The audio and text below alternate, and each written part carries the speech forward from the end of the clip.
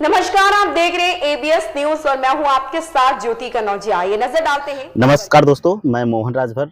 आज संत कबीरनगर जिले के सिमरियावा क्षेत्र में हम आए हुए हैं और निषाद पार्टी के प्रदेश सचिव हमारे साथ जुड़े हुए हैं, अजीम जी हुए हैं।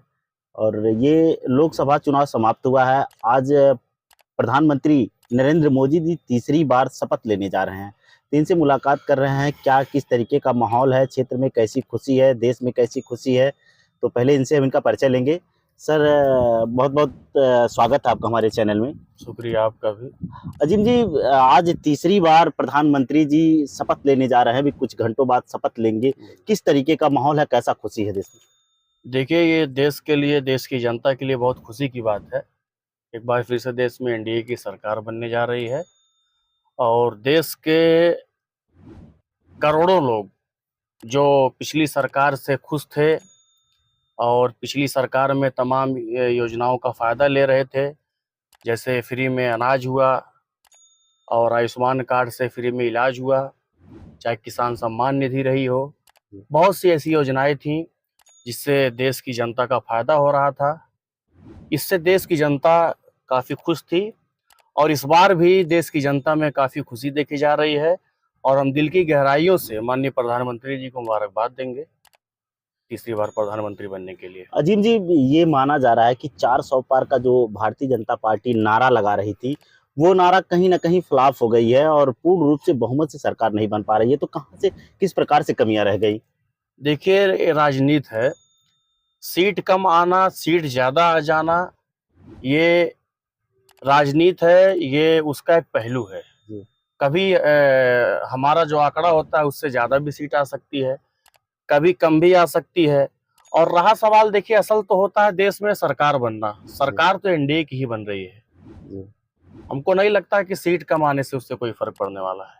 जी, ऐसा नहीं लगता है कि आने वाले 2027 के चुनाव में उत्तर प्रदेश की जो सरकार बनाई जाएगी उसमें कहीं इस प्रकार से समस्या उत्पन्न होगी? ये चुनाव हुआ है, आप देखिएगा, उत्तर प्रदेश में 2027 में विधानसभा चुनाव में फिर से पूरी बहुमत के साथ एनडीए की सरकार बनेगी और निषाद पार्टी के राष्ट्रीय अध्यक्ष माननीय डॉक्टर संजय निषाद साहब का साथ है और 18% निषाद समाज की आबादी है। और अभी आप लोकसभा चुनाव में देखे होंगे, जिस जिस सीटों पे निषाद बाहुल्य इलाका रहा है, निषाद बाहुल बूथ रहे हो, हर जगह एनडीए की जीत रही है। और हमको लगता है कि माननीय डॉक्टर संजय निषाद साहब का जिस तरह से साथ है, उस वजह से 2027 में भी एनडीए की सरकार बनेगी।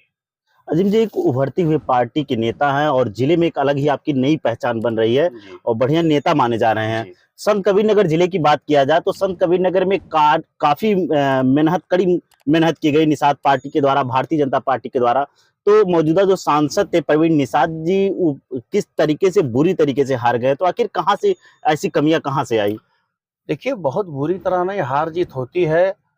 80-90 हजार वोटों से हारे। लोकसभा चुनाव था, 11-12 लाख वोट पड़ता है। रहा सवाल हार जीत का, तो हमने अभी बताया, उत्तर प्रदेश के साथ साथ संत कबीर नगर लोकसभा क्षेत्र की तमाम सीटों पे हम लोगों ने भी सर्वे किया और मीडिया ने भी सर्वे किया, अभी अखबारों में भी था। जो भी निषाद बाहुल बूथ थे, हम लोगों ने जीता है। और कहीं भी पूरे प्रदेश में जहां भी जिस बूथ पे निषाद समाज के लोग थे, हम लोगों ने वो बूथ जीता है।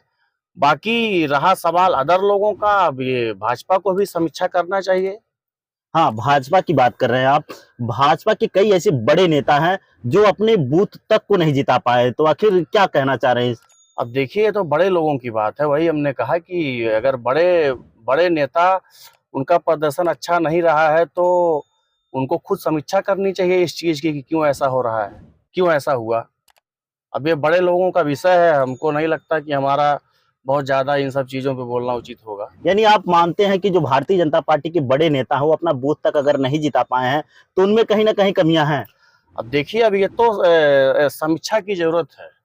जी, हमको लगता है संत कबीर ही नगर ही नहीं, पूरे प्रदेश में समीक्षा होनी चाहिए और चुनाव जीतने के बाद भी समीक्षा होती है, हारने के बाद भी समीक्षा होनी चाहिए। जी, जैसे हम बात कर रहे हैं संत कबीर नगर जिले की 5 साल प्रवीण निषाद जी थे, तो क्या ऐसे विकास कार्य किए गए थे कि जनता नाराज थी? उनका कहना था कि 5 साल ये क्षेत्र में चले नहीं, तो क्या किस तरीके का विकास था उनका? देखिए 5 साल तक माननीय प्रवीण निषाद जी सांसद थे।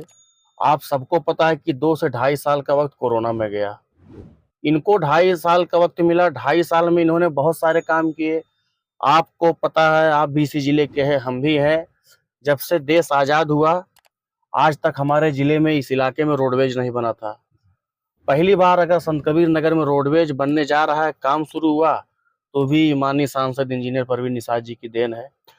और अभी आपने देखा होगा खैलाबाद रेलवे अंडरपास, जो बहुत सालों से व्यापारी भाई मांग कर रहे थे, उसका भी काम शुरू है। वो भी हमारे लोकप्रिय सांसद रहे भाई माननीय इंजीनियर प्रवीण निषाद जी की देन है। खैलाबाद से मेहदावल जाने वाला बालू शासन पुल, वो भी हमारे सांसद भाई इंजीनियर प्रवीण निषाद जी की देन है। इसी तरह बहुत सारे काम हुए हैं। खैलाबाद रेलवे स्टेशन में बहुत सारे काम हुए हैं, आपने देखा होगा। वहाँ मगहर रेलवे स्टेशन पे बहुत सारे काम हुए हैं। खैराबाद शहर में लाइट के लिए माननीय सांसद जी ने अपनी निधि से पैसा दिया था शहर में। तो इसी तरह उधर कई हमारे इसी इलाके में जहाँ आप बैठे हैं, जी। इसी इलाके में छोटी और बड़ी मिला के 22 सड़कें माननीय सांसद जी ने देने का काम किया था। अभी आप बागनगर से आएंगे, नौवा गांव, बिल्कुल हाईवे जैसी सड़क आपको मिलेगी। जहाँ पहले बहुत पतली सड़क थी, गड्ढे थे, पैदल चलना दुश्वार था। सिमरियावा की इस्लामाबाद से वहाँ पिपरा तक जो बहुत पतली सड़क थी, खराब थी, गड्ढे में तब्दील थी, वो भी माननीय सांसद जी के प्रयासों से हुआ। तो इसी तरह सांसद जी ने सिर्फ सिमरियावा ब्लॉक को ही 22 सड़कें देने का काम किया था। तो आखिर ये हार कहाँ से मिली? आखिर जनता आखिर क्यों, ये एक नारा भी लगाया था कि बाहरी भगाओ, आखिर ऐसा क्यों किया? देखिए माननीय सांसद जी बाहरी नहीं है। माननीय सांसद जी का यहाँ अपनी जमीन है, अपना मकान है, मकान बना के रह रहे हैं, तो बाहरी वो कैसे हो सकते हैं?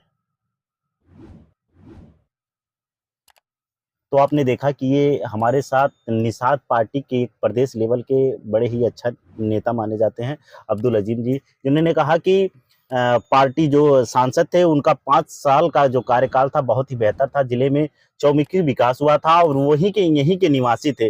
फिलहाल आने वाले चुनाव में 2027 में जो विधानसभा का चुनाव होगा, उसमें पूर्ण बहुमत से फिर से भाजपा की सरकार। इस खबर में फिलहाल इतना ही। मिलते हैं दूसरी खबर में एबीएस न्यूज के साथ।